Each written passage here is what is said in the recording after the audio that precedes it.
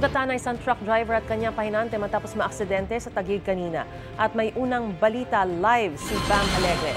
Bam, kumusta na ang sitwasyon ngayon dyan?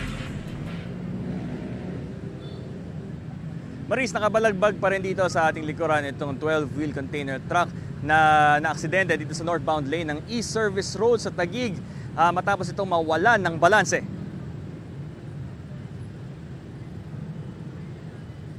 Wasak ang windshield at harapan ng truck nang bumangga sa waiting shed at bakod ng TESDA Gate 1. Ligtas ang driver nito pati ang pahinante bagamat nagtamo sila ng mga sugat sa binti. Walang nadamay na ibang sasakyan. May karga ng mga kahong-kahong powdered milk ang truck na galing Pasig at i-deliver sana sa pier sa Maynila. Ayon sa driver, nawalan siya ng kontrol sa sasakyan dahil sa madulas ang kalsada dahil na rin sa manakanakang pag-ulan. May tauhan na ng MMDA na nagmamando sa lugar. Pakinggan natin ang pahayag ng driver ng truck. May sinusundan na akong kotse, tapos namrino kasi gawa ng may stoplight. Mabagal ang takbo namin, pagpreno ko din, biglang sumibat na yung truck. Sa dulas, madulas.